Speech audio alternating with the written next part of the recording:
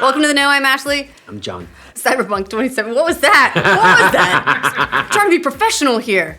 Cyberpunk 2077 is expected for a big reveal at E3 this June, but thanks to a new presentation by CD Projekt Red, we've actually got a few details about the highly anticipated game just a little bit early. The company has talked just a little bit about what to expect from its single-player game, whether or not it's going to have multiplayer at launch, and well, the fact that maybe you shouldn't get your hopes up about playing it anytime soon. Which I feel like we kind of knew based on the level they've been talking about it at, but this is from them. Yeah. Judging from some comments by CD Projekt Red's CEO about how the game is being built, we might not get it this generation. We probably won't. Time to start saving up for that PlayStation 5. Or that Xbox 2.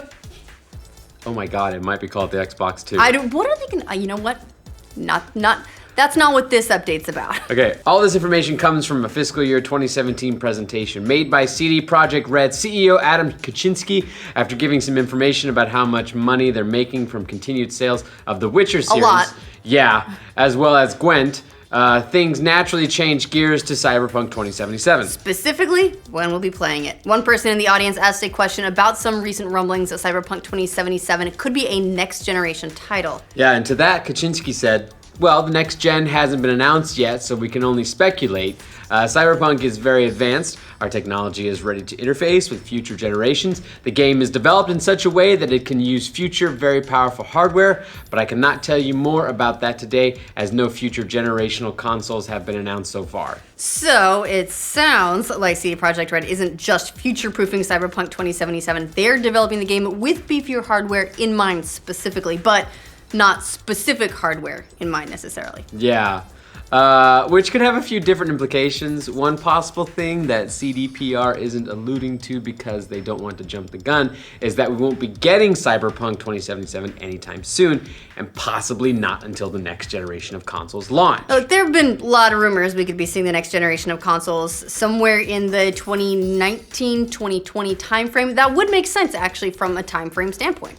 And it would also explain why Kaczynski was being very guarded in his speech, because nobody wants to come out and say, sorry guys, we're making this game for a console that doesn't even exist yet. However, given other recent comments made by the studio, it could be likely that this is going to be one of those transitional games between console generations, so maybe it releases on the current generation and the next gen system. So they did that with like GTA 5. Granted, there was time in between. Yeah, they did, didn't they? But there were a lot of games when the Xbox One and PS4 came out that released on 360, PS3, and on the new consoles, and they looked way better. So they did probably a very similar development process to what it sounds like CD Projekt Red's doing. Mm-hmm. Earlier this month, Kaczynski also gave a presentation at the Pareto Securities Gaming Seminar 2018 event in Bergen, where he dropped a Cyberpunk 2077 slide that mentioned the game having rich, true-to-life visuals built on current and next-generation technology. So there's another hint. Now, fortunately, that wasn't the only comment we got about Cyberpunk 2077, although it is a nice little nugget.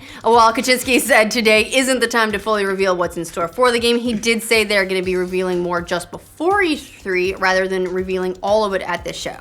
Yeah, he also gave some tiny details about the game itself. For one, he confirmed that the game would be class-based in nature, which flies in the face of some rumors that went around recently saying otherwise. There have been a lot of rumors about the game, including multiplayer, thanks to the mention of multiplayer technology and some grants that CD Projekt Red applied for last year. And then on that note, Kaczynski says that for now, the company is focused on delivering a fantastic single-player experience a la The Witcher 3, which is definitely different than a lot of rumors that thought it was going to be persistent online-ish, that it was going to be, almost MMO-y even. So single player is what they're planning.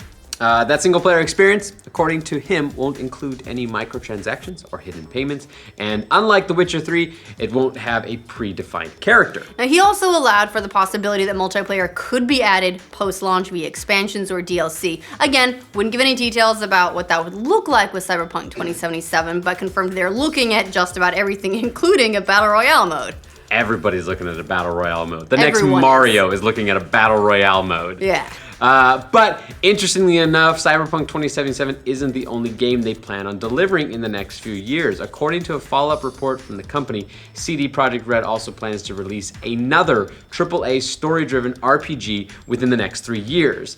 That's under a section that the company calls its goals for the 2017 to 2021 timeframe. And we don't know anything else about this mysterious other game, but it's an indicator the developer has a lot of projects going right now, and they're pretty ambitious and pretty optimistic, apparently. Yeah, this isn't the first time they've hinted a little bit about another totally unannounced project either. Back in a financial briefing in 2016, they said that they were planning on releasing 3 games over the next 5 years. Well, and we now know one of those was Gwent, one of them is Cyberpunk 2077, and the other is...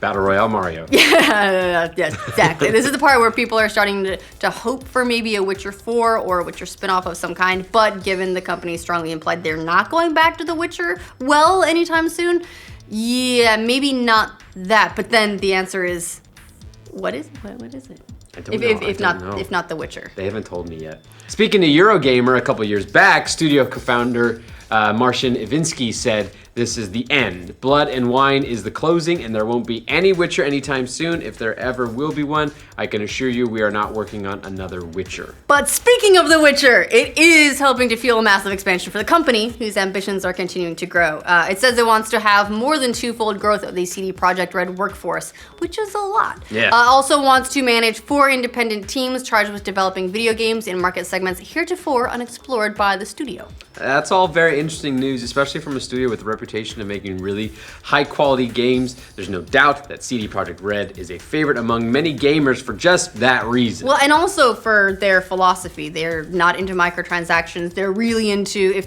they're gonna do post-launch content, it's gonna be some beefy expansion. Mm-hmm. They proved that with Witcher 3 that works, and the people are more than happy to pay in and support that model when they can. And considering how well received, honestly, everything about The Witcher 3 was over the past few years since its release, pretty safe to say the hype for Cyberpunk 2077 and also whatever this other mystery project is, pretty high. Yeah, as for the Witcher series, which catapulted the company to international prominence, it's also made them a lot of, well, money. A lot. Which is what you hope your games to do.